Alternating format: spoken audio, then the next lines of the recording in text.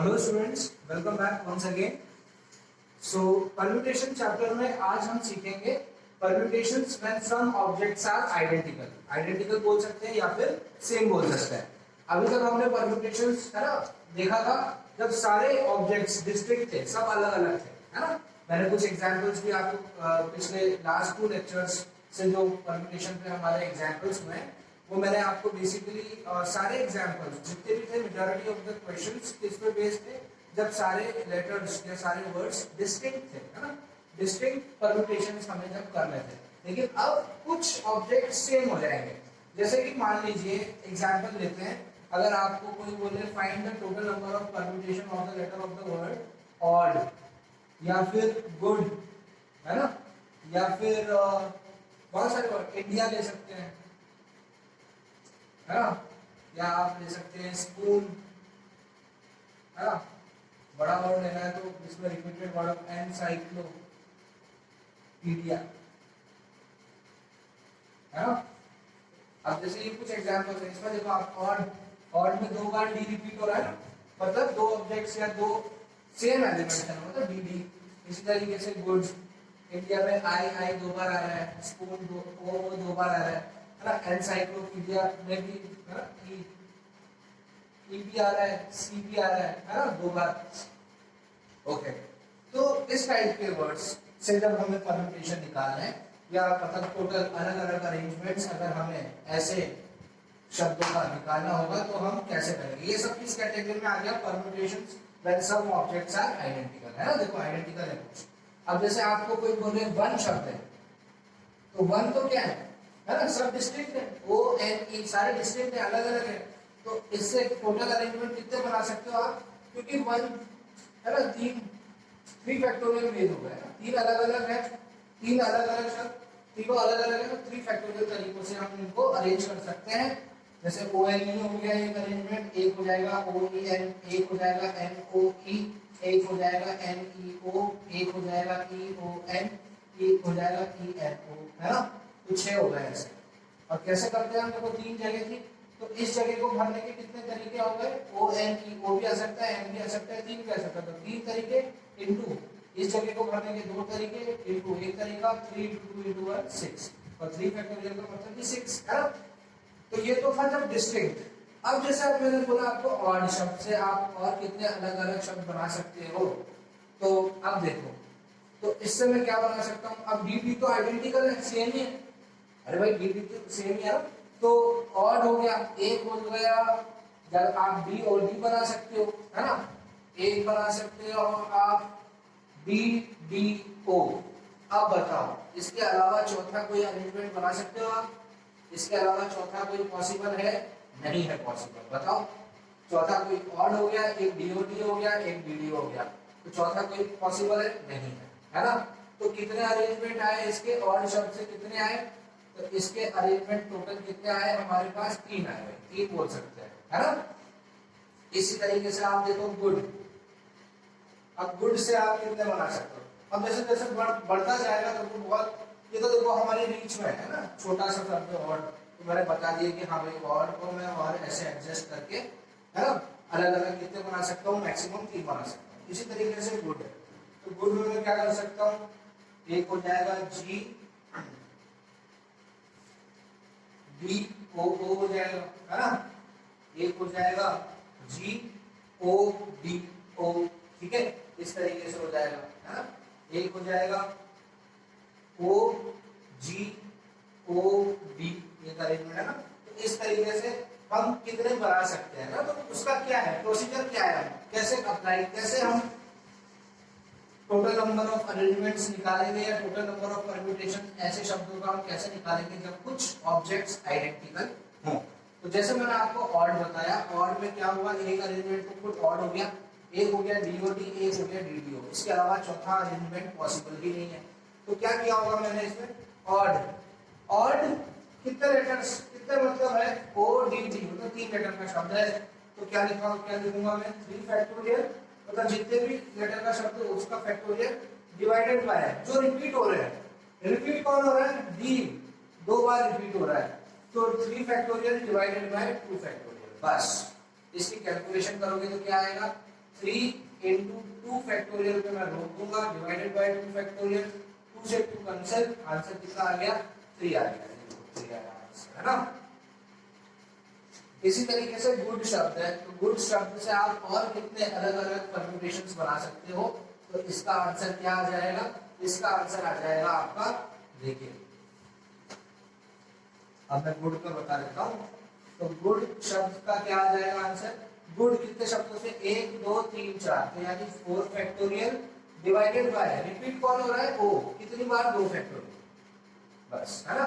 तो टोटल कितना 4 factorial divided by जो जो रिपीट हो रहा है ना, तो 2 फैक्टोरियल, तो 4 अपॉन 2 फैक्टोरियल, 4 फैक्टोरियल हो जाएगा 4 into 3 into 2 पे स्टॉप कर देंगे, डिवाइडेड बाय 2 फैक्टोरियल, 2 से 2 कैंसिल हो जाएगा, 12 और आप बना सकते हो, गुड जैसे शब्द 12 बना सकते हो, जैसे देखो जी से शुरू हो गए, जी ओ O D, G D O ओ, या फिर जी ओ डी ओ, है ना, ये हो गया।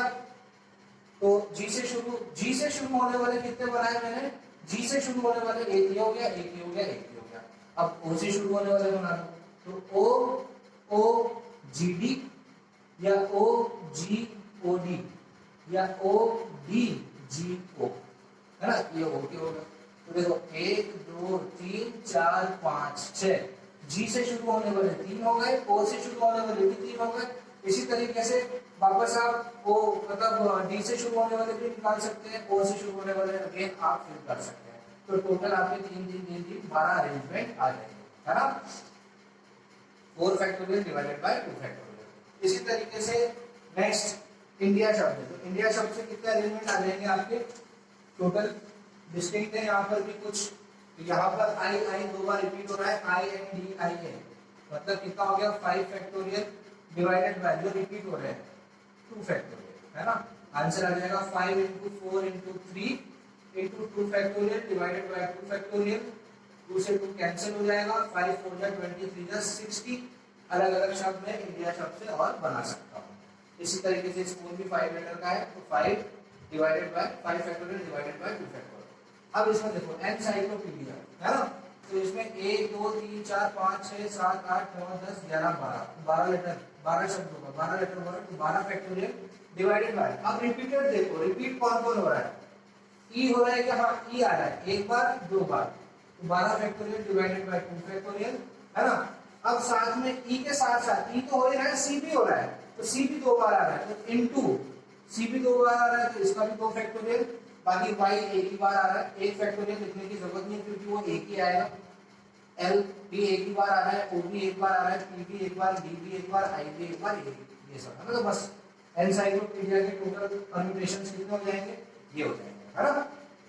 तो क्या है आइडिया, जब permutations when some objects are identical, तो हम जो ऑब्जेक्ट्स रिपीट हो रहे हैं उसका फैक्टोरियल नीचे डिनोमिनेटर में आ जाएगा। जैसे कल मैंने कुछ एग्जांपल लिए थे, माधुरी, है ना, माधुरी में तो सब डिस्ट्रिक्ट है, MADHURI सब अलग अलग है, एल्गोरिथम, है ना, ये कुछ क्वेश्चंस किए थे ना हमने कल नेक्स्ट लास्ट लेक्चर में, तो ये तो क्या केस हो गया, डिस्टिंक्ट परम्यूटेशन, है ना, इसमें सब अलग अलग है, आप नोटिस कर लो सारे वर्ड्स अलग। अब ये जो है इनमें कुछ सेम, जब सेम आ जाएंगे तो देखो माधुरी शब्द को क्या हो गया, 7 लेटर का वर्ड है, 7 फैक्टोरियल इसका आंसर, ये 1 2 3 4 5 6 7 8 9, इसका आंसर 9 है ना। तो इसका आंसर INDII, इसका आंसर 5 फैक्टोरियल तो आएगा, लेकिन साथ नीचे डिवाइड क्या होगा, जो रिपीट हो रहा है, I 2 बार हो रहा है, तो ये 2 फैक्टोरियल। तो ये अंतर है permutation of distinct objects and permutation when some objects are same. तो जब कुछ ऑब्जेक्ट सेम होंगे तो उनके डिनोमिनेटर में उनके फैक्टोरियल्स मल्टीप्लाई हो जाएंगे, जितनी बार वो रिपीट हो रहे हैं उतना फैक्टोरियल। जैसे मान लो चलिए कुछ क्वेश्चन करते हैं और अच्छे से इस टॉपिक को क्लियर करते हैं, तो चलिए कुछ क्वेश्चन के मीडियम से इसको और इलैबोरेट करते हैं। तो क्वेश्चन के मीडियम से हम इस टॉपिक को और अच्छे से समझते हैं। तो क्वेश्चन है find the number of permutations of the letters in the word, है ना, इस वर्ड में जो लेटर्स हैं, है ना, उसके आप कितने और टोटल नंबर ऑफ अरेंजमेंट्स कर सकते हैं, या टोटल नंबर ऑफ परम्यूटेशंस इस वर्ड से और आप कितने कर सकते हैं। तो सबसे पहले तो मैं गिन लेता हूँ कितने लेटर का वर्ड है, 1 2 3 4 5 6 7 8 9, 1 2 3 4 5 6 7 8 9, तो 9 लेटर का वर्ड है, तो ऊपर लिख देता हूँ 9 फैक्टोरियल डिवाइडेड बाय, अब देखता हूँ कौन रिपीट हो रहा है, तो आर कितनी बार आ रहा है देख सकते हैं हम, आर आ रहा है एक दो, दो बार आर आ रहा है। ई कितनी बार आ रहा है, एक दो तीन, तीन बार ई आ रहा है। पी एक ही बार आ रहा है, आर में काउंट कर चुका हूँ, पी देख चुका हूँ। एस एक बार आ रहा है, एन एक बार आ रहा है, टी एक बार आ रहा है। तो जो एक बार आ रहे हैं उनको लिखने की, मल्टीप्लाई करने की जरूरत नहीं है, क्योंकि 1 फैक्टोरियल 1 ही होता है।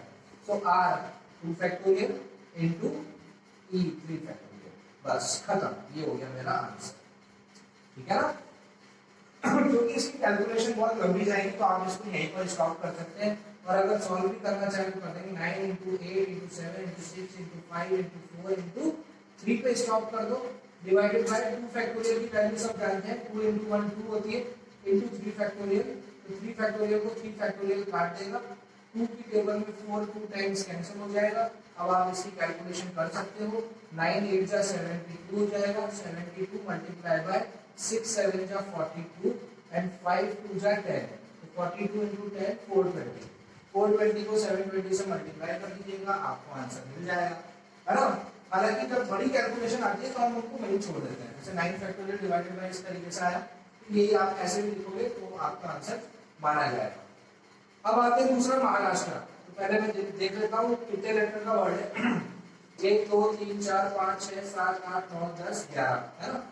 1 2 3 4 5 6 7 8 9 10 11, तो 11 फैक्टोरियल डिवाइडेड बाय, अब देखते हैं क्या रिपीट हो रहा है। तो m तो एक ही बार आ रहा है, अब आते हैं एक बार, 1 2 3 4, a आ रहा है 4 बार, देख लीजिए आप, a 4 बार आ रहा है। फिर मैं देखता हूँ h कितनी बार आ रहा है, 1 2, h 2 बार आ रहा है। फिर देखते हैं r कितनी बार आ रहा है भाई, r भी 2 बार आ रहा है, r भी 2 हो गया। फिर आते हैं s एक ही बार आ रहा है, t एक ही बार आ रहा है, बाकी हम देख चुके हैं। तो इसका आंसर क्या होगा, 11 factorial divided bye 4 factorial into 2 factorial into 2 factorial, है ना। आप चाहो तो इसको भी सॉल्व कर सकते हो, 11 into 10 into 9 into 8 into 7 into 6 into 5 into 4 पे रोक देना, डिवाइडेड बाय 4 यहाँ पर है इसलिए रोका उसको। 2 फैक्टोरियल की वैल्यू 2 होती है, 2 फैक्टोरियल की वैल्यू 2 होती है, 2 2 जा 4 होता है, तो 4 फैक्टोरियल से 4 फैक्टोरियल वैल्यू तो कैंसिल हो जाएगा।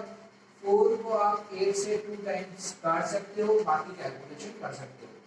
11 10 जा 110, 110 9 जा 990, है ना। 11 का फ्रैक्शन है ना, 11 में 11, तो 990 मल्टीप्लाई बाय 2 7 जा 14 एंड 14 30 जा 420, है ना। देखिए 11 इंटू 10 इंटू 9 990 होगा, और 2 सत्ते 14 और 6 पंचे 30, 30 इंटू 14 14 3 जा 420, है ना ये।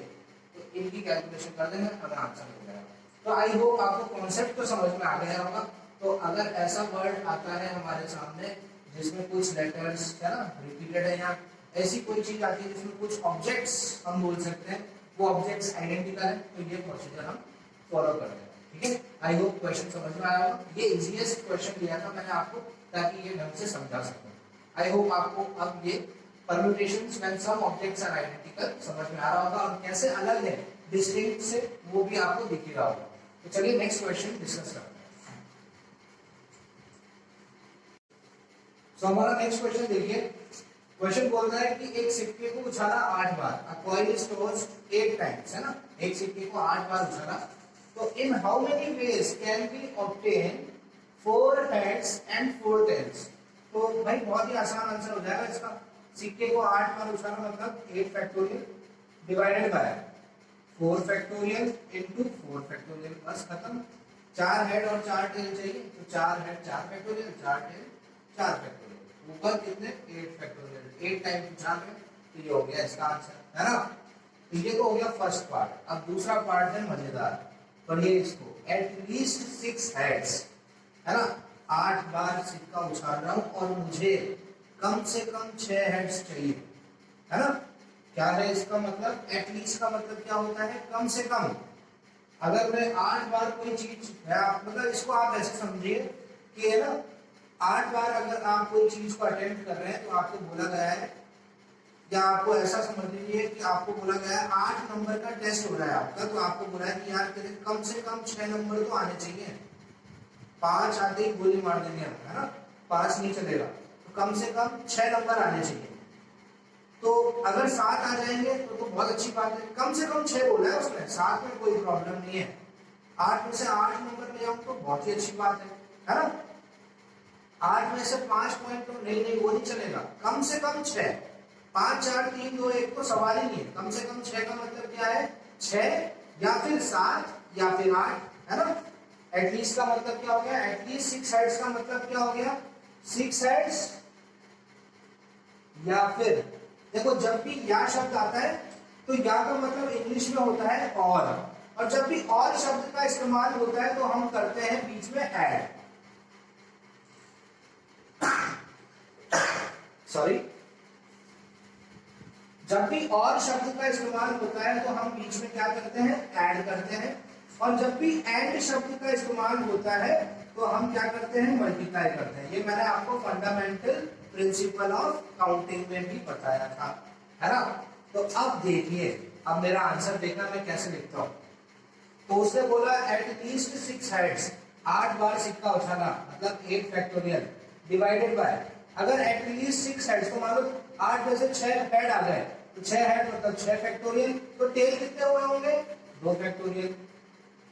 तो क्या यही मेरा आंसर होगा, नहीं नहीं, या और बीच में प्लस साइन, और क्या केस बन सकता है, 8 फैक्टोरियल डिवाइडेड बाय, उसने बोला ना एटलीस्ट 6, तो भाई एटलीस्ट 6 का तो ये हो गया, तो 7 भी तो हो सकते हैं।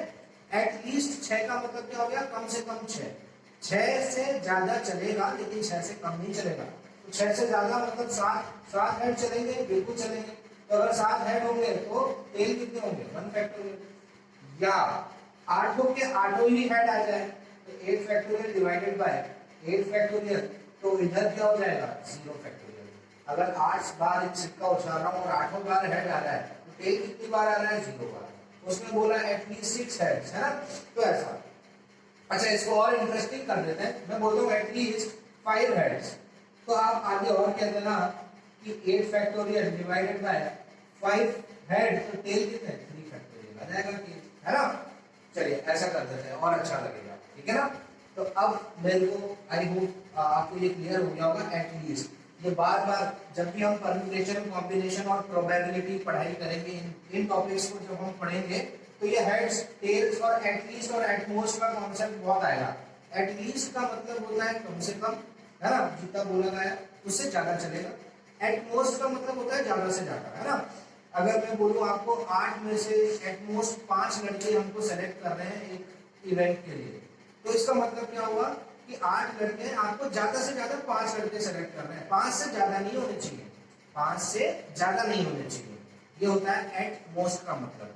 तो 8 में से मुझे 5 लड़के सेलेक्ट, ज्यादा से ज्यादा 5 कर रहे हैं, तो 4 चलेंगे क्या, हाँ 4 चलेंगे, 3 भी चलेंगे, 2 भी चलेंगे, 1 भी चलेगा, एक भी लड़का सेलेक्ट कर नहीं करोगे वो भी चलेगा, है ना। लेकिन जो भी करना है आपको 5 के अंदर अंदर करना है, वो हो गया एट मोस्ट। और एट लीस्ट का मतलब अभी अभी आपको समझ में आया। एट लीस्ट का मतलब कम से कम 5 हेड तो चाहिए, 5 से ज्यादा चलेगा, है ना, 5 से कम नहीं चलेगा, तो ये हो गया एट लीस्ट।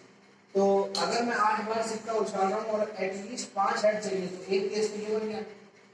या जब भी आ गया, अब अभी आप पता नहीं है ना, ये देखो एक अरेंजमेंट तो ये हो गया, या फिर दूसरा अरेंजमेंट, या फिर ये और या फिर ये। अब इसको हम सॉल्व कर देंगे, आगे हम आंसर लेके आ सकते हैं ना। चलिए, ये मैंने आपको सिर्फ समझाने के लिए दिया था, एक्चुअली बुक में क्वेश्चन सीक्स ही दे रखा है, ये मैंने आपको सिर्फ समझाने के लिए दिया था ना। तो वापस से इस पार्ट को रख कर देता हूँ और इसको मैं सॉल्व कर देता हूँ। तो 8 फैक्टोरियल डिवाइडेड बाय 6 फैक्टोरियल, मैं लिख सकता हूँ 8 × 7 × 6 पर रोक दूंगा इसको, डिवाइडेड बाय 6 फैक्टोरियल × 2 फैक्टोरियल की वैल्यू 2 होती है। 6 फैक्टोरियल से 6 फैक्टोरियल कैंसिल हो जाएगा, 2 से 8 4 टाइम्स कैंसिल हो जाएगा, तो 4 7 का 28, इसकी कैलकुलेशन 28 हो जाएगी।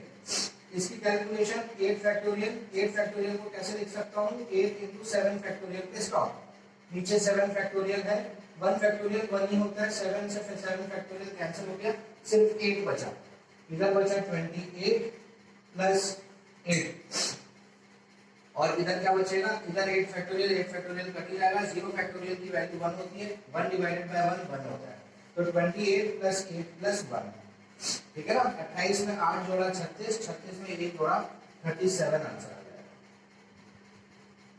37 इज द आंसर, ठीक है। तो इसका आंसर 37 आ जाएगा। इसका आंसर भी आप ला सकते हो, कोई बड़ी बात नहीं है।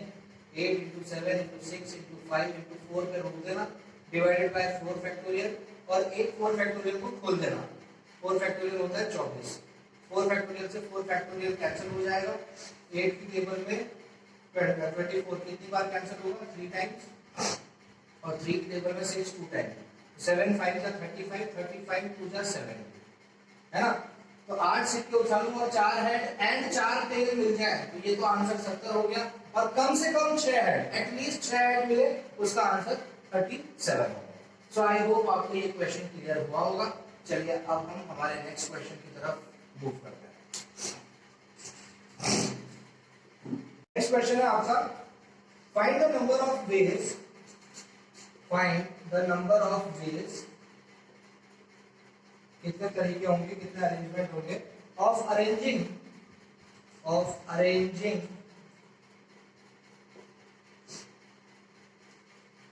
लेटर्स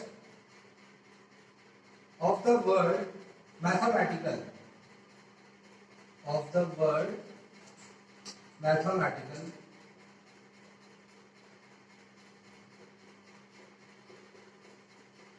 मैथमेटिकल वर्ड से आप कितने और अलग अलग लेटर्स अरेंज कर सकते हैं। ये तो हो गया क्वेश्चन का फर्स्ट पार्ट। और क्वेश्चन का दूसरा भाग बोलता है, how many of these arrangements, how many of these arrangements have all vowels together, have all vowels together। बिल्कुल ध्यान से, अच्छा क्वेश्चन है, कंसेप्चुअल क्वेश्चन है, इसको हम अच्छे से करेंगे बिल्कुल, है ना। स्टेप बाय स्टेप सॉल्व करेंगे इसको।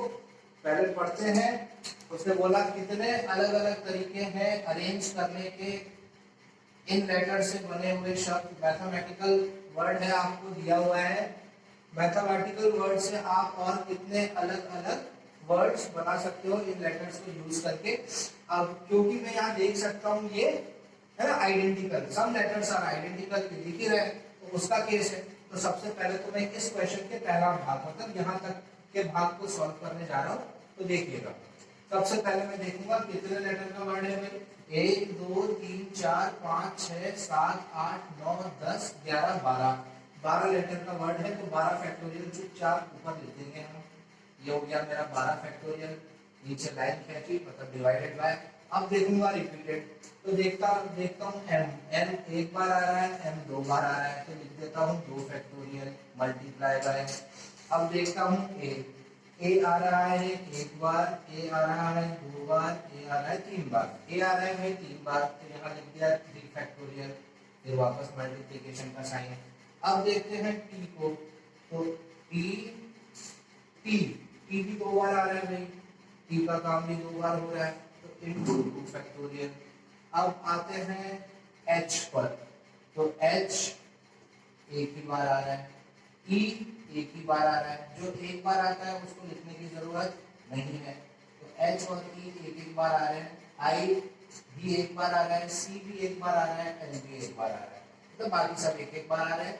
जो रिपीट हो रहे हैं उनकी इंफॉर्मेशन में लिख चुका हूं, तो ये मेरा आंसर हो गया यहाँ तक, ठीक है ना। Find the number of ways of arranging letters of the शब्द वर्ड मैथमेटिकल, तो उसका भी ये हो गया। अब देखिए, how many of these arrangements have all vowels together, है ना। तो इनमें से कितने अरेंजमेंट्स में ऐसा होगा कि वोवेल्स हमेशा साथ में होंगे, है ना, वोवेल्स हमेशा साथ में होंगे। तो अब देखिए मैं क्या करता हूँ, इसमें जो वोवेल्स साथ में है उनको देखिए, वोवेल्स कौन कौन है, एक तो ये ए हो गया, एक वोवेल, 2 वोवेल, है ना, ए ई आई ओ यू हो गए, एक और ए है, आई है, एक और ए है ना, देख सकते हैं, ठीक है ना। तो टोटल 5 वोवेल्स है हमारे पास। अब जब क्योंकि हम क्वेश्चन के सेकंड पार्ट पर है, तो उसमें हमने पहले देखे वोवेल्स, ए ई ए आई ए। देखो यहाँ लिख देता हूँ, वोवेल्स जो है हमारे पास वो है ए ई ए आई ए, मतलब टोटल कितने वोवेल्स है 5, जिसमें से 3 रिपीट हो रहे हैं।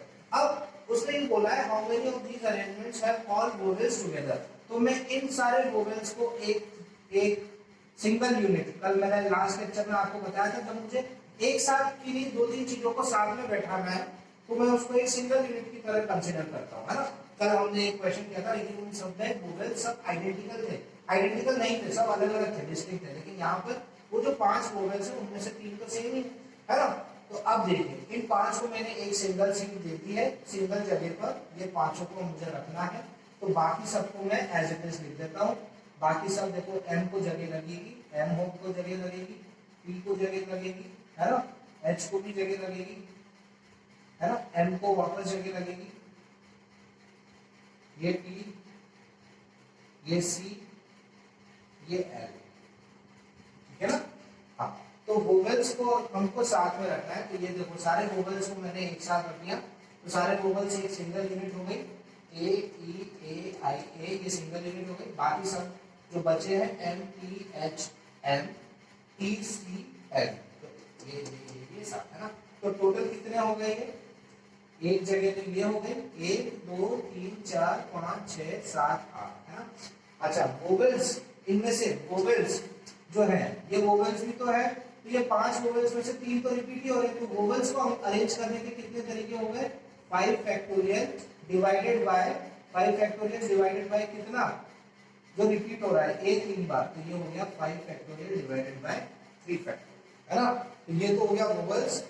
अब वोवेल्स अरेंज करके ये हो गया, बाकी सबको मैं एज इट इज लिख देता हूँ, एम, है ना, ई, ठीक है, H M T C L, है ना। तो वोवेल्स की अरेंजमेंट ये हो गई। अब ये टोटल कितने हो गए, जब वोवेल्स को मैंने एक सीट दे दी, तो अब ये कितने वर्ड बन गए, 1 2 3 4 5 6 7 8।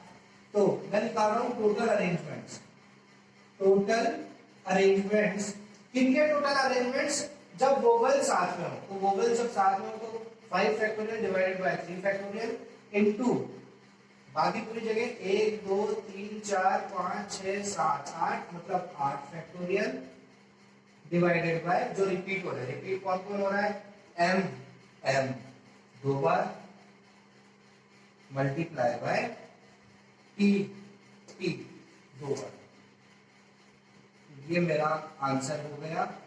बाकी कोई तो रिपीट नहीं हो रहा, m और t के अलावा h नहीं हो रहा, है ना। तो ये मेरा टोटल अरेंजमेंट हो गया किसका, जब वोवेल साथ में हो। वापस बताता हूं मैं, वापस सीख लेंगे इसको। वोवेल साथ में हो तो साथ में मैंने एक सिंगल जगह, ये सिंगल यूनिट बनाई, सिंगल यूनिट वहां पर सारे वोवेल्स को साथ में रख दिया। अब मैंने आपको बताया था 3 अलग अलग वोवेल्स भी तो अपने आप में कैसे तरीकों से अरेंज होंगे, 3 फैक्टोरियल, अगर 3 है तो 5 वोवेल्स होंगे तो वो कैसे अरेंज होंगे, 5 फैक्टोरियल, लेकिन उसमें से ये आइडेंटिकल वाला केस आ गया, तो 5 फैक्टोरियल डिवाइडेड बाय 3 फैक्टोरियल। ये कैसे आया, अभी अभी पढ़ा ना हमने, जब कुछ आइडेंटिकल होता है तो उनका नीचे फैक्टोरियल आ जाता है ना।